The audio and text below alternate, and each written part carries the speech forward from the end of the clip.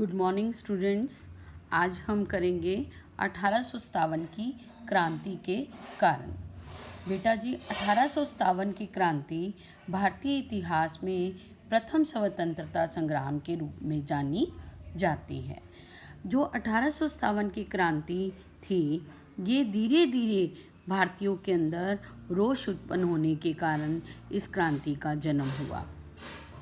आप जानते ही हैं कि 1600 ईस्वी में ईस्ट इंडिया कंपनी जो भारत में व्यापार करने के लिए आई थी, परंतु धीरे धीरे वो यहाँ की परिस्थितियों को देखकर जब उन्होंने देखा कि राजा जो हैं आपस में एक नहीं हैं, फूट डालो और शासन करो की नीति को अपनाना शुरू कर दिया। उन्होंने 1600 ईस्वी में जो ईस्ट इंडिया कंपनी एक व्यापारिक कंपनी बनकर आई थी, धीरे धीरे उन्होंने भारतीयों में फूट डालना शुरू कर दिया और भारतीय प्रांतों पर अधिकार करना शुरू कर दिया। सबसे पहले उन्होंने 1757 में प्लासी के युद्ध के द्वारा बंगाल पर अधिकार कर लिया। उसके बाद 1764 में उन्होंने बक्सर के युद्ध के द्वारा बंगाल, बिहार, उड़ीसा की दीवानी को प्राप्त कर लिया।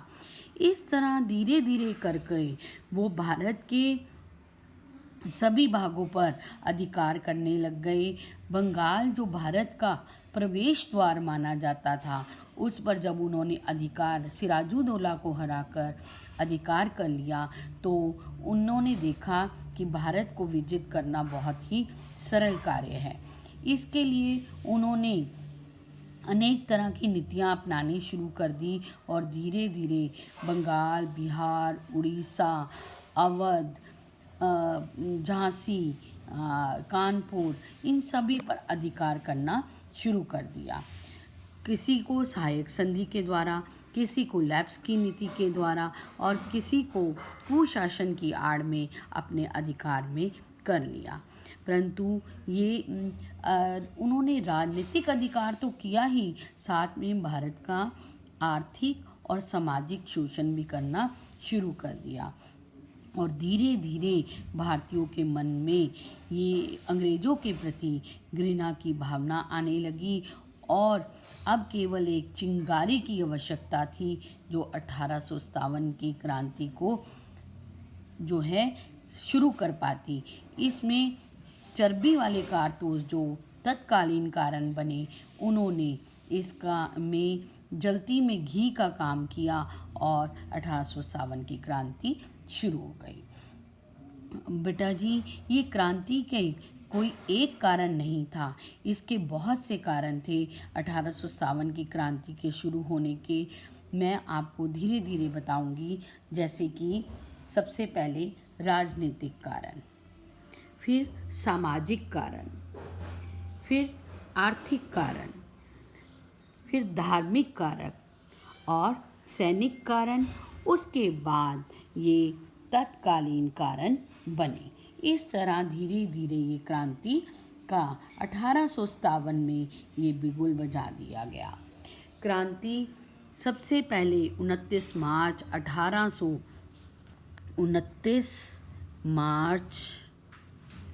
1857 को मंगल पांडे ने शुरू की थी। उसे इस क्रांति का प्रथम शहीद माना गया। बच्चे जी, 1857 की क्रांति के लिए 10 मई का दिन निश्चित किया गया था, परंतु ये समय से पहले 29 मार्च 1857 को ही मंगल पांडे ने शुरू कर दी और उसके शुरू करते ही धीरे धीरे ये सभी क्षेत्रों में फैल गई। आज हम पहले कारणों के बारे में बात करेंगे। सबसे पहले हम करेंगे राजनीतिक कारण। किन राजनीतिक कारणों से 1857 की जो है क्रांति शुरू हुई? सबसे पहला राजनीतिक कारण है नाना साहब की पेंशन का बंद होना। नाना साहब पेशवा बाजीराव के पुत्र थे जो कानपुर के राजा थे।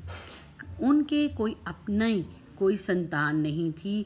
उन्होंने नाना साहब को जो था पुत्र के रूप में गोद लिया हुआ था और उसी को वहाँ का पेशवा बनाया गया था। परंतु अंग्रेजों ने नाना साहेब को कानपुर का उत्तराधिकारी मानने से इनकार कर दिया और उनकी जो 1818 में उनकी मृत्यु के बाद बाजीराव जी की मृत्यु के बाद उनकी पेंशन निश्चित की गई थी। परंतु अंग्रेज़ों ने क्या किया, उनकी मृत्यु के बाद उनकी उस पेंशन को भी बंद कर दिया, जिससे नाना साहब अंग्रेज़ों के कट्टर विरोधी बन गए और उन्होंने क्रांति का बिगुल बजा दिया। उन्होंने तांत्या तोपे जो उनका सेनापति था उसकी सहायता के साथ कानपुर में विद्रोह शुरू कर दिया। ये बना आपका पहला राजनीतिक कारण। दूसरा कारण क्या था, झांसी को पुत्र गोद लेने की मनाही। जो झांसी जो थी उस पर लक्ष्मीबाई का, जो रानी लक्ष्मीबाई थी उसका राज था। रानी लक्ष्मीबाई के पति का नाम गंगाधर राव था। इन दोनों की अपनी कोई संतान नहीं थी, जिसके कारण झांसी की रानी ने एक पुत्र दामोदर राव को गोद लिया और उसे अपना उत्तराधिकारी घोषित कर दिया। परंतु अंग्रेजों ने दामोदर राव को राजा मानने से इनकार कर दिया, तो झांसी की रानी अंग्रेजों की कट्टर विरोधी बन गई और उसने 1854 में क्रांति का बिगुल बजा दिया और वो नाना साहब के साथ मिलकर उसने झांसी में विद्रोह शुरू कर दिया। अगली थी कि अंग्रेजों की साम्राज्यवादी नीतियाँ। अंग्रेज जो थे धीरे धीरे पूरे भारत पर अपना अधिकार करना चाहते थे। वो चाहते थे कि वो धीरे धीरे पूरे भारत पर अधिकार कर लें। इसके लिए उन्होंने लैप्स की नीति और सहायक संधि की नीति को अपनाया। सहायक संधि क्या थी? ये एक मित्रता की संधि थी, जिसके अनुसार यदि कोई राजा इस जो है सहायक संधि को मान लेता था, उसको अपने राज्य में एक अंग्रेजी सेना रखनी पड़ती थी और एक अंग्रेजी रेजिडेंट रखना पड़ता था और उसका खर्च भी अंग्रेजों को ही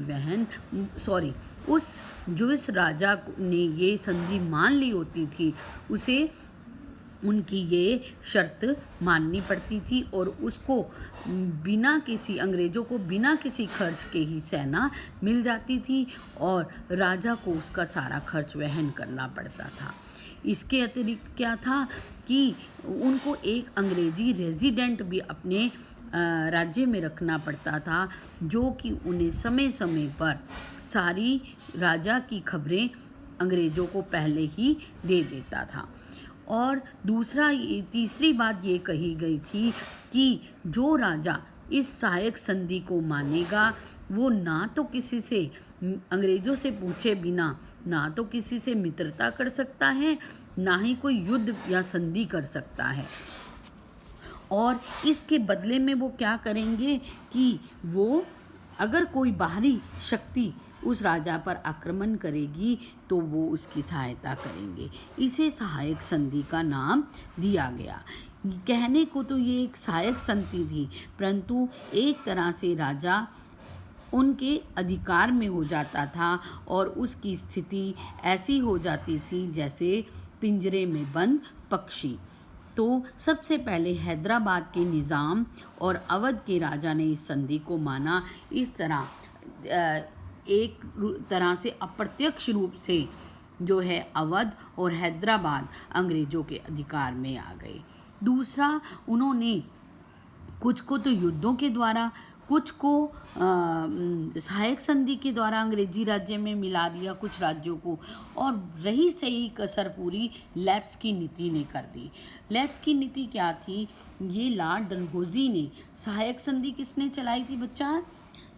जो सहायक संधि थी, सहायक संधि लॉर्ड वेलेजली ने चलाई।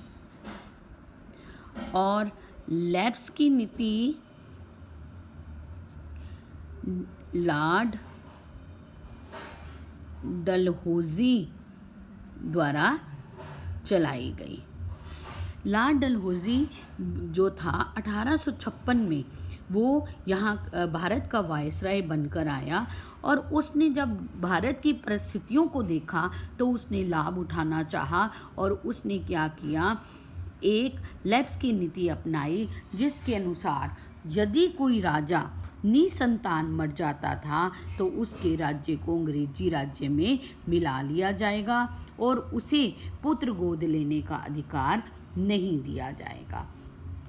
ये जो लैप्स की नीति थी ये एक साम्राज्यवादी नीति थी जो कि भारतीय राज्यों को हड़पने के लिए चलाई गई थी। इन सब कारणों से भी जो राजा थे वो अंग्रेज़ों के शत्रु बन गए और उन्होंने क्रांति शुरू कर दी। ये चौथा कारण बना। अब पांचवा क्या कारण था, मुग़ल बादशाह का विद्रोह। मुग़ल बादशाह जो थे वो दिल्ली के बादशाह के रूप में सिंहासन पर बैठे हुए थे। जो बहादुर शाह जफ़र थे वो अंग्रेज़ों को फूटी आँख अच्छे नहीं लगते थे और जिसका दिल्ली पर अधिकार हो जाता उसका पूरे भारत पर अधिकार होना बहुत आसान हो जाता। इसलिए अंग्रेज़ों ने ये घोषणा कर दी कि बहादुर शाह की मृत्यु के बाद जो है उनके उत्तराधिकारी को दिल्ली का राजा नहीं माना जाएगा और उनको महल से निकाल दिया जाएगा, लाल किले से निकाल दिया जाएगा और वो एक जो है सिंपल लाइफ को जिएंगे। ये बात बहादुर शाह जफ़र को अच्छी नहीं लगी और उन्होंने 1857 की क्रांति करने का निर्णय कर लिया। अगला कारण क्या था, अवध का विद्रोह। अवध जो था उन्होंने सहायक संधि को माना हुआ था परंतु अंग्रेज़ों को इससे भी चैन नहीं आया और उन्होंने अवध के राजा पर कुशासन का आरोप लगा दिया। कुशासन कि भाई उसका जो शासन है अच्छी प्रकार से नहीं चल रहा, ये कहकर उसके राज्य को अंग्रेजी राज्य में मिला लिया गया जिससे अवध का राजा भी अंग्रेज़ों के विरुद्ध हो गया। इन सब कारणों के कारण राजनीतिक कारणों के कारण 1857 की क्रांति हुई। पहला, नाना साहब की पेंशन का बंद करना, झांसी को पुत्र गोद लेने की मनाही करना, अंग्रेज़ों की साम्राज्यवादी नीतियाँ जिसके अंतर्गत सहायक और लैप्स की नीति आएगी, और मुग़ल बादशाह का विद्रोह, और अगला कारण अवध का विद्रोह। तो बेटा जी आज हम केवल राजनीतिक कारण करेंगे, बाकी के कारण कल हम इसके आर्थिक कारण, सामाजिक और आर्थिक और धार्मिक कारण करेंगे। तो आपने को मैं सभी कारण आपको लिखने के लिए पिक्स भेज रही हूँ, आप धीरे धीरे उनको लिख लेंगे। और कुछ ऐसे पॉइंट्स होंगे बेटा जी जो मैंने आपको समझाए होंगे पर वो लिखे नहीं होंगे कॉपी जो नोट्स मैं भेजूँगी, तो आपने सुनकर उसे लिख लेना है क्योंकि कई बार तो वो ऐसे भी दे देता है क्वेश्चन 6 नंबर में कि 1857 की क्रांति के राजनीतिक और सामाजिक कारण बताओ, कभी दे देता है धार्मिक और आर्थिक बताओ, और कभी कभी दे देते हैं कि 1857 की क्रांति के कारण बताओ। अगर तो कारण बता दिए कह दिए तो आपको सारे थोड़े थोड़े बताने पड़ते हैं, परंतु अगर उसने 2 कोई कारण पूछे हैं तो आपको पूरा एक्सप्लेन करना पड़ता है। इसलिए मैंने आपको राजनीतिक कारण 6 नंबर के पॉइंट ऑफ व्यू से कराए हैं, आपने 6 नंबर के पॉइंट ऑफ व्यू से उसको लिखना है। अगर आपके पास कोई 2 आ गए तो उसको फिर शॉर्टकट कर दो। तो आपने कॉपी में नोट्स में आपने पूरी डिटेल में लिखना है जैसे कि मैंने समझाए हैं। आज मैं आपको फ्लो चार्ट भी भेज देती हूँ और क्वेश्चन के नोट्स भी भेज देती हूँ, आप धीरे धीरे लिखते रहें। कल हम अगले कारण सामाजिक कारण को समझेंगे। थैंक यू बेटा।